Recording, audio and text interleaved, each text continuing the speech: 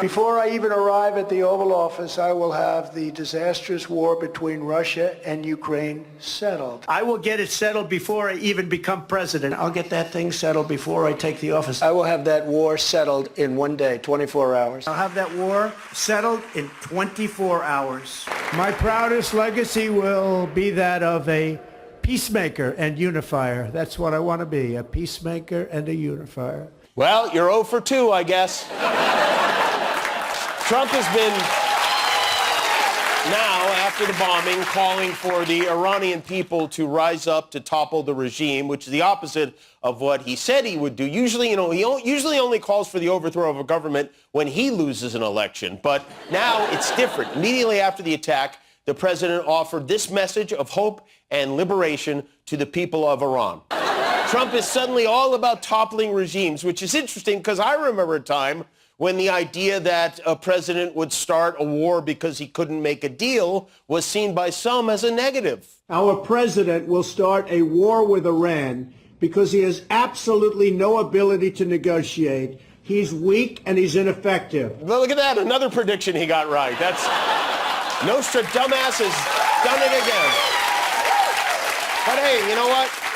When your best friend was a pedophile and you're losing bigly in the swing states with an election coming up, what do? I'll tell you what you do. You fire the weapons of mass distraction. Yes, I believe that we will end up in a war with Iran because I think Obama views that as politically good for him. But he's losing in swing states. I have said for a year and a half that in the end we'll end up with somewhere before the election, we will end up in a form of war with Iran. And I think he's doing it for political reasons. And since Obama didn't do it, Trump said, well, why not? I'll do it. And this is another one. This is from 2012. He tweeted, now that Obama's poll numbers are in a tailspin, watch for him to launch a strike in Libya or Iran. He is desperate. Well, I guess at least we know why he did this. Only 1 in 4 Americans, by the way, believe the U.S. made enough of an effort at diplomacy with Iran before using military force. That includes many from his MAGA base who feel that Trump violated his promise to keep us out of foreign entanglements and regime change. Secretary Pete Hegseth said this is not a so-called regime change war, but the regime sure did change, which, you know what, in times like these, I, for one, am grateful that the lives of the men and women in our military are in the experience capable, totally not at all shaky hands of the former weekend co-host of Fox and Friends, right?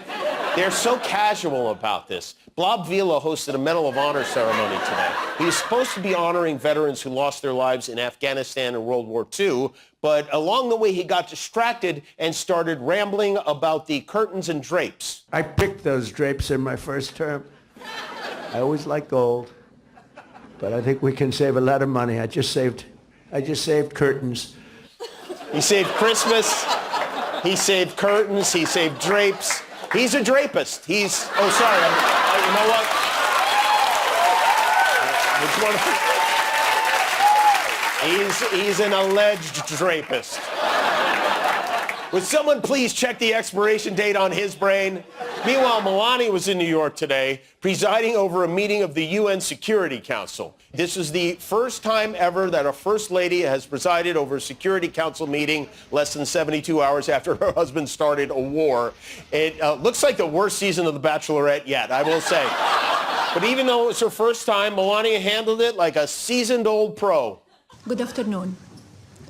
The 10,113 meeting of the Security Council is called to order. Very good. My husband wanted to be here, but your escalator is trying to kill him. And the First Lady was there purportedly to promote education and as a means to advance tolerance and peace around the world. And even though an event like this is largely ceremonial, an appearance by the spouse of the leader of the free world is significant. Collectively, your mission to maintain security while upholding the responsibility of preventing conflict during times of both war and peace is significant. That's right. That's how it's pronounced now. Actually, significant is her new signature perfume. AI is democratizing knowledge. Those poor UN translators. I mean, how do you say democratizing in Chinese? In fairness, she had a very long day trying on hats. So on